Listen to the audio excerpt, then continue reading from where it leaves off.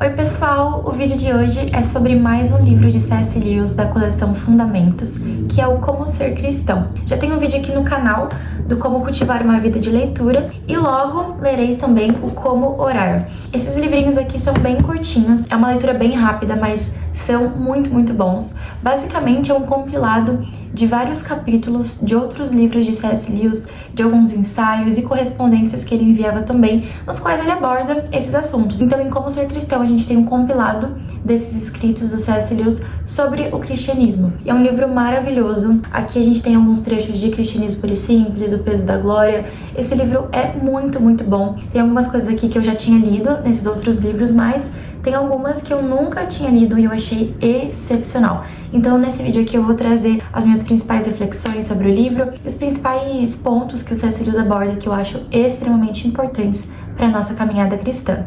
Cristãos gastam muito tempo falando sobre crenças e doutrinas, de modo que alguns podem pensar que dominar a fé é entender um conjunto de ideias. Esse, porém, não é o caso.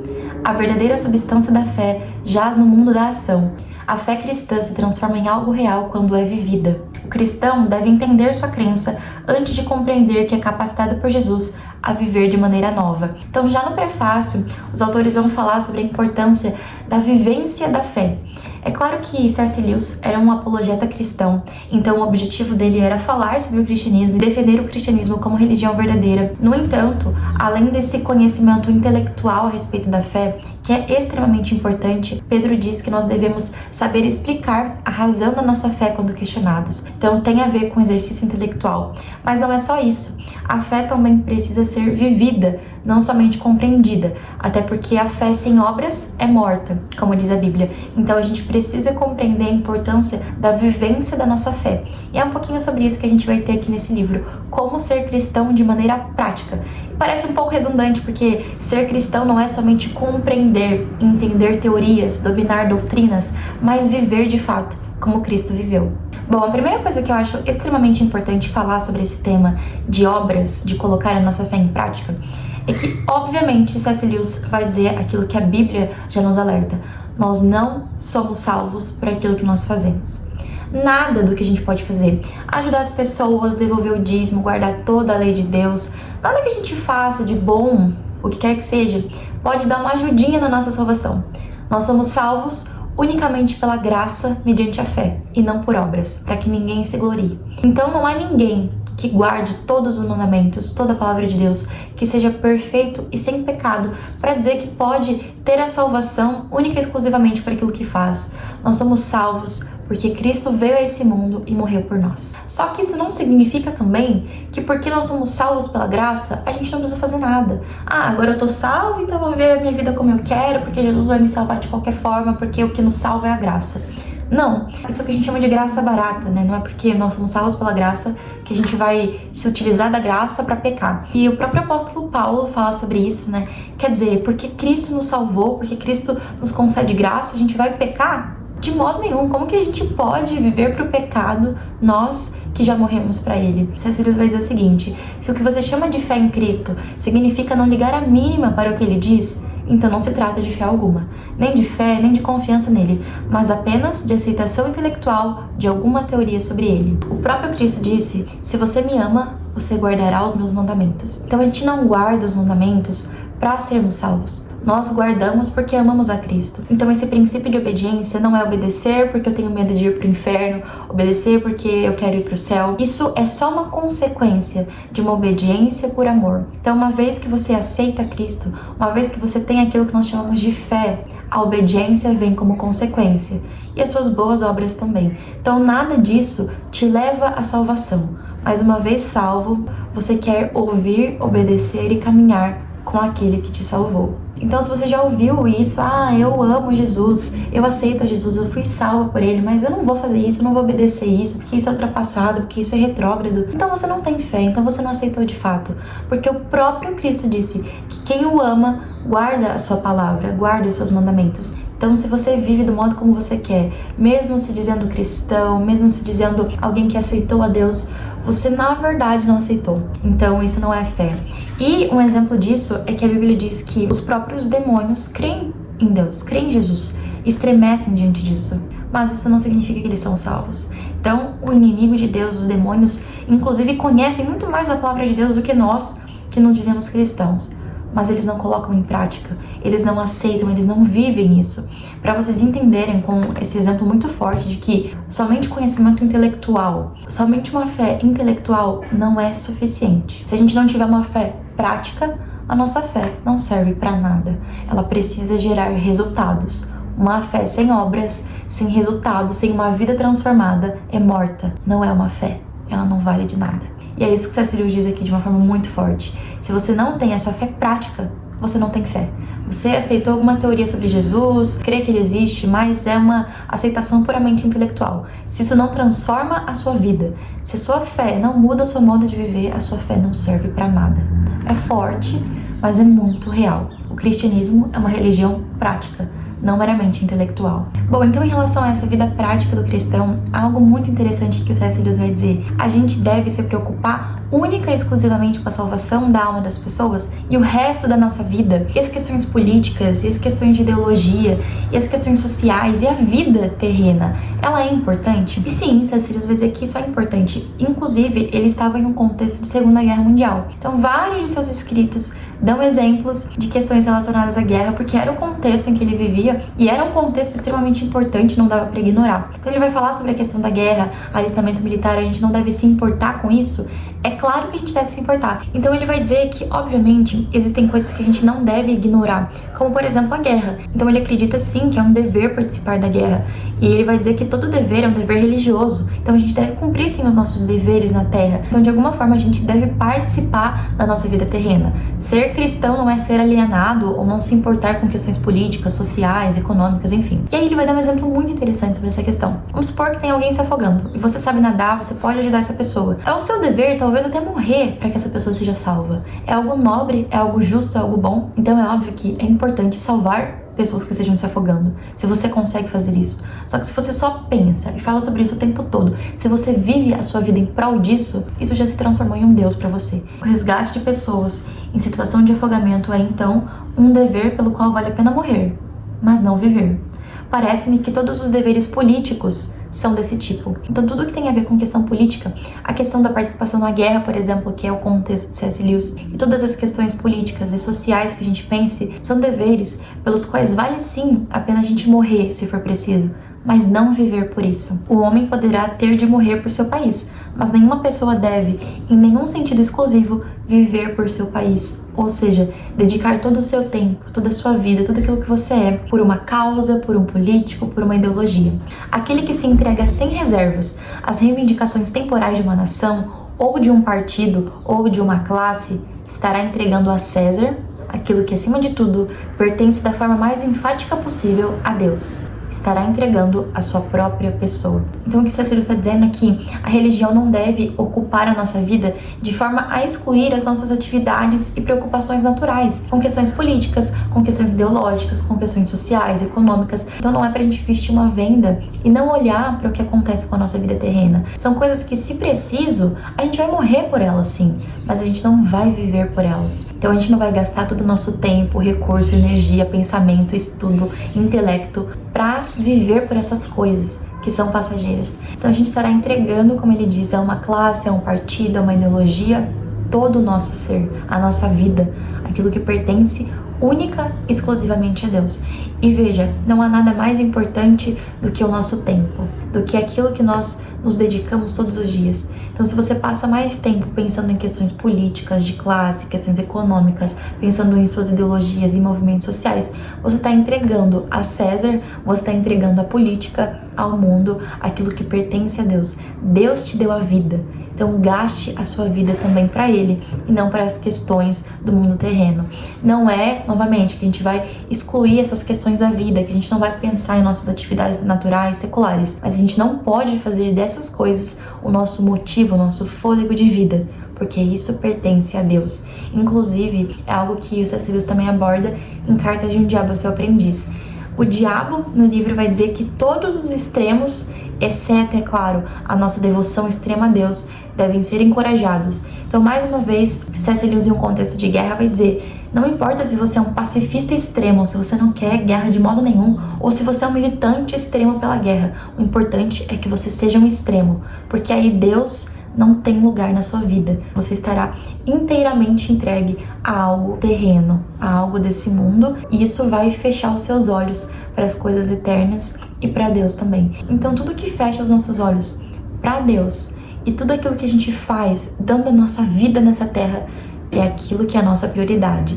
Então de nada adianta dizermos que Deus está em primeiro lugar em nossa vida, que Deus é a coisa mais importante que nós temos, se na prática nós não vivemos por Deus, mas vivemos por outras coisas. Se na prática você defende muito mais as suas ideologias, você está muito mais preocupado em falar sobre política do que pregar o evangelho. Na prática, o que você faz? Então veja, mais uma vez, a questão prática. Na prática, na sua vida, com o que você gasta mais tempo? Isso é o que é mais importante para você, e isso é, consequentemente, aquilo que você é. Passando agora para uma outra reflexão que C.S. Lewis faz muito interessante acerca da fé e da religião, é que ele vai dizer como que nós abandonamos a nossa fé, não tanto por causa da razão, por argumentos contra a nossa fé, mas por conta de sentimentos, quando a nossa fé parece improvável. Então, muito mais quando a gente dá ouvidos aos nossos sentimentos, aquilo que estamos sentindo no momento, do que quando nós racionalmente pensamos e argumentamos em relação à nossa fé. Isso é muito interessante pra gente pensar que nós muitas vezes abandonamos a nossa fé não porque ouvimos argumentos contra ela, mas porque em nosso coração a gente é instável, porque em nossa vida a gente não consegue manter essa constante. Então é muito mais uma voz aos sentimentos, à paixão, do que puramente a razão. Isso é interessante dizer porque as pessoas acreditam piamente que fé e razão são coisas contrárias. Então, para você ter fé, você precisa abandonar a razão, porque a fé é contrária à razão. Então, quando você tem fé, você não pensa logicamente. E é por isso que ele argumenta que muitas pessoas abandonam a sua fé não por conta de argumentos racionais contra a fé, mas pura e simplesmente por sentimentos. Então isso é interessante pra gente ver que razão e fé são sim coisas que devem ser unidas, devem se manter unidas. E a gente deve inclusive pensar sim sobre a nossa fé racionalmente. Ele vai dizer o seguinte: quando exortamos as pessoas à fé como uma virtude, a intenção estabelecida de continuarem a crer em certas coisas, não as estamos exortando a lutar contra a razão. A razão é também importante. Inclusive no livro Abolição do Homem ele vai falar muito sobre isso. Os seres humanos são formados por razão, mas também por sentimento, por emoção, por instinto também até certo ponto. Então nós somos os seres humanos completos. Nós não devemos ter a cabeça atrofiada, pessoas que não pensam, que não se utilizam da razão, como também não devemos ter o nosso peito, aquilo que diz respeito ao espírito, à alma, aos sentimentos, à emoção, atrofiados também. Se você quiser saber mais sobre isso, assista ao meu vídeo de Abolição do Homem, que é um livro excelente também. Ele vai dizer o seguinte: a intenção de continuar a crer é necessária, pois embora a razão seja divina, os raciocinadores humanos não são. Então a razão é sim algo bom, só que as pessoas que se utilizam da razão não são pessoas perfeitas. Então, embora a razão seja boa, aqueles que raciocinam, aqueles que se utilizam da razão não são perfeitos. Por isso que a gente não deve colocar toda a nossa vida, tudo aquilo que nós somos, toda a nossa crença, a nossa esperança unicamente na razão, pois ela também é falha. Afinal de contas, quem se utiliza da razão? São seres humanos. Então, quando a gente se apoia única e exclusivamente na razão, quando nós somos racionalistas, cientificistas, nós estamos colocando toda a nossa crença, toda a nossa vida em seres humanos. Os argumentos contra o cristianismo, que nossa razão pode ser persuadida a aceitar no momento de ceder à tentação, são muitas vezes absurdas. Se desejamos ser racionais constantemente, devemos orar pelo dom da fé, pelo poder de continuar crendo, não em franca oposição à razão, mas em franca oposição à luxúria e ao terror e ao ciúme e ao tédio, à indiferença, porque contra isso, contra essas coisas, a razão não tem propriedade, ela não tem vez. Tanto que você pode conhecer ou já ter ouvido falar inúmeras pessoas que dedicaram a sua vida inteiramente à razão, que eram puramente racionalistas e não necessariamente eram pessoas boas. Então, quando a gente acha que a educação, por exemplo, né, se todo mundo tiver acesso à educação, se todo mundo tiver acesso à razão, à ciência, serão pessoas boas, isso é mentira. A razão não tem o poder de nos transformar, de nos tornar seres humanos melhores, mas a fé tem. Então, embora a razão seja importante, ela não é tudo, porque existem pessoas extremamente racionalistas e que são péssimas pessoas, são desonestas, são más, são cruéis. a razão não dá conta de tudo, embora obviamente ela também seja importante. Então pense em todas as vezes que você vacilou ou pensou em vacilar em relação à sua fé. Você estava ouvindo realmente argumentos racionais contra a fé ou você estava se deixando levar pelos seus sentimentos? Porque se você for parar pra pensar, se a gente se levar pelos nossos sentimentos e abandonar a nossa fé, nós não estamos utilizando razão alguma em relação a isso. Então a razão é importante, mas sempre como uma aliada à fé, nunca como se ela fosse mais importante que ela, porque ela não pode mais do que a fé.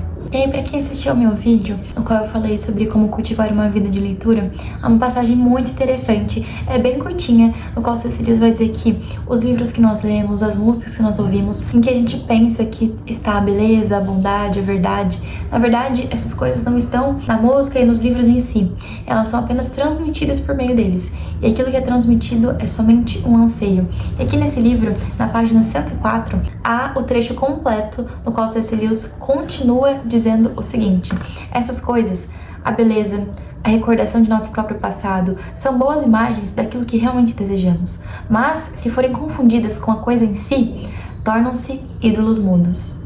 Então, existem coisas que são realmente boas em nossa vida, só que se a gente olhar para essas coisas unicamente por elas mesmas, elas se transformarão nos nossos ídolos, partindo o coração de seus adoradores. Elas não são a coisa em si, são apenas a fragrância de uma flor que nunca encontramos, o eco de uma melodia que nunca ouvimos, notícias de um país que nunca visitamos. C.S. Lewis vai dizer também, em Cristianismo Puro e Simples, algo muito parecido. Se eu encontro nessa terra anseios que nada nesse mundo pode me satisfazer, a única explicação mais provável é que eu fui feito para um outro mundo. Então tudo que a gente conhece de bênção, de coisas boas, de felicidade, ele vai dizer que não passam de uma espécie de eco ou miragem, que nós não encontramos a coisa em si, é apenas um reflexo, uma projeção muito distante daquilo que encontraremos apenas na eternidade. O objetivo de todas as bênçãos que temos não é que a gente se apegue a essas bênçãos por completo e ignore a eternidade. Não é também que a gente veja essas bênçãos como coisas para nos afastar de Deus, para a gente esquecer a eternidade, nada disso. A gente precisa olhar para as bênçãos como aquilo que elas são de fato, um eco, uma miragem, simplesmente um reflexo opaco da real felicidade que nós encontraremos somente na eternidade. Quase todo o nosso sistema educacional tem sido direcionado no sentido de silenciar essa tímida e persistente voz interior. Quase todas as nossas filosofias modernas têm sido idealizadas para nos convencer de que o bom ser humano pode ser encontrado neste mundo. É aquilo que eu falei anteriormente em relação à razão. Não é que a razão não seja importante, mas as pessoas que se utilizam da razão são seres humanos. Então nada que pode haver de bom nesse mundo é suficiente. E aí a educação, as filosofias modernas, tudo diz que sim, você é suficiente, que esse mundo é suficiente, que você pode salvar a humanidade e que você pode buscar a sua real felicidade somente nessa terra e que só isso aqui é suficiente. Só que ele vai dizer o seguinte: no entanto, é uma coisa marcante perceber que essas filosofias do progresso, elas mesmas dão testemunho relutante da verdade que nosso alvo real se encontra em outro lugar. Quando querem nos persuadir de que o mundo é o nosso lar, observe como eles realizam isso. Começam com a tentativa de convencê-lo de que a terra pode ser transformada em céu, abrandando assim a sua sensação de exílio no mundo em seu estado atual. Isso aqui pra mim é uma das coisas mais brilhantes que ele diz nesse livro. Olha, a gente tem em nós um vazio, um sentimento demais. E a gente tenta preencher esse vazio com diversas coisas em nosso mundo. E não é pra gente olhar pra essas coisas como se elas fossem ruins em si mesmas, como se a gente devesse se afastar delas porque elas nos afastam de Deus, do céu, da eternidade. Não é isso. São bênçãos mesmo, só que elas não passam de um eco, de uma miragem, de algo que não é isso em si que nós precisamos buscar, mas sim apenas o reflexo opaco daquilo que nós devemos buscar realmente. Só que ele vai dizer que o nosso sistema educacional, as filosofias modernas, o racionalismo, tudo busca, de certa forma, tirar a nossa atenção para aquilo que é eterno. Mas olha que interessante, de que forma que fazem isso? As ideologias que mais possuem adeptos, pessoas que realmente defendem essas ideologias, são as ideologias que buscam instaurar um paraíso na Terra. que de alguma forma dizem, olha, se você for assim, se você crer neste modelo econômico, se você crer neste movimento social, o mundo será melhor, as pessoas serão melhores, você terá um paraíso aqui na Terra. Então veja que essas ideologias, ao mesmo tempo que elas tentam te fazer esquecer aquilo que é eterno, dizer que você deve se preocupar única e exclusivamente com a sua vida terrena, que isso aqui, o que é real, o que é terreno, o que é palpável é importante, que você não deve se preocupar com a eternidade, com coisas abstratas, que o que existe é aquilo que é real, esse racionalismo, ao mesmo tempo são essas as filosofias que mais buscam transformar a Terra em um paraíso, porque elas sabem desse anseio humano por algo mais. Então é muito interessante perceber como que as ideologias buscam de alguma forma transformar a Terra naquilo que nós só teremos na eternidade. E aí quando as ideologias tentam fazer isso, tentam melhorar as pessoas, melhorar a sociedade, de alguma forma transformar o mundo em um paraíso, o que acontece é o contrário disso, porque as pessoas, de novo, são más. Então a razão, ela não basta, ela não é suficiente, porque por mais que você tenha uma visão de mundo, de transformar esse mundo, de fazer com que as coisas sejam boas, por mais que a sua ideologia, você realmente acredite que ela seja melhor, que ela vai transformar a Terra em paraíso, todas as vezes que as pessoas tentaram colocar ideologias em prática, essas pessoas foram as mais tiranas, assassinas, houve os maiores homicídios e tudo aquilo que é mais horrível e tortura na história da humanidade. Porque nós não somos bons. E se a gente buscar instaurar um paraíso na Terra por meio de ideologias, tudo o que vai acontecer é o nosso próprio reflexo. Um reflexo de alguém que busca algo mais, mas que tenta colocar esse algo mais na Terra com suas próprias forças, e nós não somos bons. Por isso que a ideologia, a razão, a política, nada disso é suficiente. Somente a salvação e a eternidade. É lá, única e exclusivamente lá, na eternidade, onde nós realmente seremos felizes e completos. Se nós tentarmos com todas as nossas forças colocar a nossa fé, a nossa salvação no mundo terreno, nós fracassaremos, como a história sempre nos mostrou.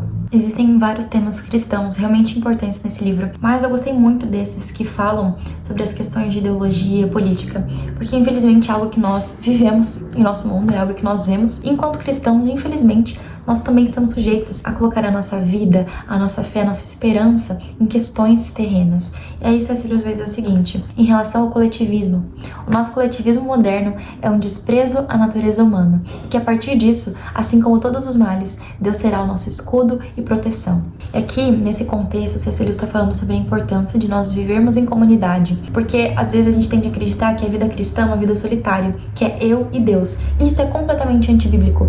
A gente precisa das pessoas, a gente precisa congregar, a gente precisa ir à igreja, nós somos parte do corpo de Cristo. Só que é interessante como que ele vai dizer o seguinte: assim como a vida pessoal e privativa é inferior à participação no corpo de Cristo, ou seja, esse eu solitário, eu sozinho, eu que não preciso de ninguém, é inferior à participação do corpo de Cristo, quer dizer, a gente precisa de todo mundo, a gente precisa da igreja, a gente precisa congregar, também a vida coletiva é inferior à vida pessoal e privativa e não tem nenhum valor a não ser em seu serviço. Então também essa questão coletivista de tentarmos nos encaixar em pequenos grupos e aí a gente suplanta a nossa individualidade por causa de uma ideologia, de uma visão política, isso também é inferior a nós enquanto indivíduo, a nossa vida interior. Então ele vai dizer que a política, a economia, as leis, o exército, tudo só serve para nos dar essa felicidade individual enquanto família. Ele vai dizer que Johnson disse que ser feliz no lar é a felicidade de todo esforço humano. Então ele vai dizer, olha, já que a gente está falando sobre esses valores, a vida no lar, você tá na mesa com a sua família, com seus amigos, rindo, se divertindo, nada é mais importante do que isso. Então ele vai dizer o seguinte: economia, política, leis, exércitos, instituições, salvo enquanto prolongam e multiplicam essas vivências, a vivência familiar, a vivência com as pessoas que você ama, são meramente como procurar agulha no palheiro, uma futilidade sem sentido e um aborrecimento de espírito. Então ele vai dizer, olha, a política, a economia, as ideologias, tudo isso deve servir à nossa vida e não o contrário. E o que a gente vê hoje em relação aos extremos é que as pessoas servem a essas coisas. Então isso é muito perigoso, especialmente para o cristão. Então lendo esse livro eu achei extremamente importante ressaltar essa questão que é muito atual e que na época em que C.S. Lewis escreveu, isso aqui já era também uma questão muito atual. Como a gente não se deve levar por essas ideologias e política como se isso fosse a coisa mais importante da nossa vida. Isso não é a nossa vida.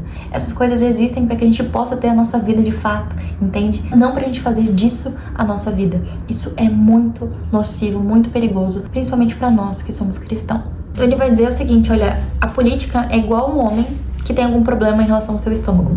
Ele precisa, obviamente, pensar sobre a sua doença. Senão ele estaria sendo negligente, obviamente é importante. Mas a partir do momento em que ele faz esse pensamento em relação à sua doença, a coisa mais importante da vida, quando ele só pensa em relação a isso, ele só pesquisa, ele só vive pra falar sobre questões de estômago e digestão, então aquilo que era pra ser uma utilidade acaba se tornando uma doença. A mesma coisa acontece com a política. Aquilo que deve servir a você, se você passar a servi-la, se torna uma doença. Pensamos acerca disso, em relação à política, por exemplo, somente para que sejamos capazes de pensar sobre outras coisas. Então, aquilo que foi realizado em função da saúde se torna uma nova e fatal doença. Por isso que a gente abandona essa ideia de coletivismo, que todo mundo precisa fazer parte de um movimento, que você precisa suplantar a sua individualidade por meio de uma causa. Cecílius vai dizer o seguinte, o prisioneiro tem um número em lugar de um nome. E essa é a ideia do coletivo levada ao extremo. Você não importa, você é somente parte de uma causa. Mas o homem em seu lar também poderá perder seu nome, pois ele é chamado simplesmente de pai. Só que isso é ser membro de um corpo. Então, olha a diferença entre o coletivismo, que tenta suplantar, diminuir a sua individualidade, porque você é só um número, você é puramente um fantoche que serve para levar aquela ideologia adiante. O contrário disso, questão coletiva em nossa vida familiar, por exemplo, eu não sou mais eu sou uma mãe, eu sou uma esposa. Isso é ser parte de um corpo, isso é ser membro de algo. Isso, na verdade, só eleva ainda mais a sua individualidade e a sua importância. Você, para sua família, você para o corpo de Cristo, é alguém único. Para o coletivismo, você é completamente substituível. Se você não estiver ali defendendo essa ideologia, defendendo esse político, defendendo aquilo, alguém vai fazer isso por você. Então, ali você não é insubstituível. Agora, na sua família e no corpo de Cristo, você é. Então, essa diferença crucial do coletivismo pregado aí por ideologias, por movimentos políticos, do que essa questão coletiva importante, extremamente essencial na caminhada cristã. Você, para o corpo de Cristo, é extremamente importante, assim como o coração não é mais importante que o cérebro, assim como os olhos são tão importantes quanto o ouvido, assim nós somos no corpo de Cristo. Todos fazem parte de um corpo, todos são como órgãos, todos são funcionais, todos são importantes. Em movimentos coletivistas isso não acontece. Você, a sua individualidade, aquilo que você é suplantado, porque muito mais importa a ideologia, a política, do que você enquanto indivíduo. E no corpo de Cristo, todos são individualmente importantes e insubstituíveis, assim como na família também. Não foi por sociedades ou estados que Cristo morreu, mas pelas pessoas. Nesse sentido, à vista das coletividades seculares, o cristianismo sustenta uma afirmação quase frenética da individualidade. Bom, até agora eu abordei muitas questões em relação à política, em relação a movimentos sociais, especialmente porque Cecílius escreveu em contexto de Segunda Guerra Mundial. Essas questões políticas, ideológicas estavam muito latentes naquele contexto. E hoje, muitos anos depois, ainda continua muito presente. Então eu acho que essas reflexões acerca da nossa vida em sociedade também são muito importantes em relação ao que é ser cristão. A gente não deve de fato deixar a nossa vida social para trás, a nossa vida terrena de lado, mas que isso não é o mais importante. Quando a gente faz disso o mais importante, isso se torna um Deus para nós, isso se torna um ídolo. E o nosso coração é uma fábrica de produzir ídolos. Então, enquanto cristãos, devemos sim tomar muito cuidado para pensarmos onde de fato estamos colocando o nosso coração. Então, para finalizar, eu gostaria de citar uma última passagem aqui de C.S. Lewis e fazer uma última reflexão para fechar esse pensamento. Cristo disse que é difícil um rico entrar no reino dos céus, referindo-se, é claro, à questão da riqueza material mesmo. No entanto, acho que a palavra abrange riquezas em todos os sentidos: prosperidade, saúde, popularidade e tudo aquilo que se deseja ter. Todas essas coisas tendem, assim como o dinheiro também, a dar-nos a sensação de independência de Deus, porque se as temos, já somos felizes e satisfeitos nesta vida. Então olha que reflexão importante que o C.S. Lewis está fazendo aqui. Em relação à riqueza, o rico não entrará no reino do céu. Isso não é uma riqueza só em relação ao dinheiro. Tudo aquilo que a gente coloca como mais importante em nossa vida, a nossa popularidade, a fama, o amor, a família, os filhos, a saúde, tudo aquilo que de alguma forma toma o lugar de Deus se transforma em um Deus para nós. E essas coisas são então as nossas riquezas. Quando a gente tem essas coisas, a gente tende a acreditar que talvez não precisemos de Cristo, porque a nossa vida tá boa, a gente não precisa de mais nada. E isso acontece com tudo. Então qualquer coisa que você coloque em sua vida que é mais importante do que Deus, seja a questão política, ideológica, que nós conversamos muito aqui, ou seja a sua saúde, a sua família, tudo aquilo que toma o lugar de Deus, é uma riqueza para você. E isso é o que a gente deve entender em relação à vida cristã. Como ser cristão? Vivendo uma vida prática, colocando Deus em primeiro lugar. E quando a gente coloca Deus em primeiro lugar, todo o restante nos é acrescentado. Deus, entretanto, quer nos dar uma felicidade verdadeira e eterna. Então eu gostaria de finalizar essa reflexão pensando sobre essa questão. Como que nós, enquanto cristãos, infelizmente, estamos em um mundo de pecado e nós tendemos o tempo todo a colocar outras coisas no lugar de Deus. E essas coisas podem ser em relação à política, em relação à ideologia, pode ser um movimento social, pode ser coisas boas como uma família, a saúde, como o dinheiro, porque todas essas coisas não são negativas em si. Mas quando a gente coloca essas coisas em primeiro lugar, quando essas coisas tomam o nosso coração como um ídolo, como um Deus, a gente se esquece de onde viemos, para onde vamos e por que nós fomos criados. Então essa é a importância de nós sermos cristãos práticos. E como eu disse, isso é redundante, isso é um pleonasmo, porque não há como ser cristão de outra maneira que não prática. Só que com isso eu quero dizer, literalmente, colocar na nossa vida aquilo que nós cremos. Eu quero literalmente dizer que a gente precisa o tempo todo pensar no cristianismo como a coisa mais importante da nossa vida. Nós não somos as nossas ideologias, nós não somos o político que votamos, nós não somos o nosso país, nós não somos o que as pessoas pensam de nós, nós não somos a nossa casa, a nossa família, o nosso dinheiro, as nossas riquezas. Nós somos aquilo que Deus disse de nós. Nós somos filhos amados. E Deus colocou no coração de todo homem o anseio pela eternidade. Então, ser cristão é ter em vista, ter em mente, ter como foco, ter como alvo sempre a eternidade. E aí tudo que a gente fizer nessa vida, tudo que a gente for pensar, tudo que a gente for escolher para viver, tudo que a gente for acreditar, todas as nossas ações serão então guiadas unicamente por esse propósito, de um dia encontrarmos com Cristo, de um dia estarmos na eternidade. Então tudo o que nós vamos fazer, pensar, falar, enfim, qualquer escolha de nossa vida deve estar sempre atrelado ao fato de que nós fomos criados para mais e nada nesse mundo pode satisfazer esse anseio, a não ser Cristo. Bom, nesse livro aqui tem muito mais. É um livro bem pequenininho, gente, assim, nem parece que pode ter tanta coisa importante sobre a vida cristã nesse livro, mas tem. Principalmente para quem é novo na fé, eu recomendo muito esse livro, porque ele vai falar de questões aqui bem importantes, que talvez para uma pessoa que seja nova em sua fé ainda não entenda em relação à salvação, perdão de pecados, amar as pessoas, enfim, tem muita coisa nesse livro. Eu resolvi fazer um recorte, na verdade, e falar mais sobre essas questões, porque é algo que nós estamos vivendo muito em nosso tempo e que C.S. Lewis também viveu, essa questão de colocarmos a nossa esperança em questões sociais, econômicas, políticas e não em Deus. Essa é uma conversa importante, uma reflexão importante, mas nesse livrinho aqui há muito mais sobre a vida cristã, sobre como ser cristão, sobre como colocar em prática a nossa fé, que você precisa saber. Então, se você quiser conhecer mais o que C.S. Lewis disse sobre o cristianismo, sobre como ser cristão na prática, o link desse livro estará na descrição, e todos os livros que eu falo nos vídeos eu sempre coloco o link na descrição. Comprando com o meu link você também ajuda meu canal, ajuda a minha produção de conteúdo. Então eu recomendo muito esse livro para você que é cristão. Aqui tem reflexões extremamente importantes. Viva a literatura e viva C.S. Lewis!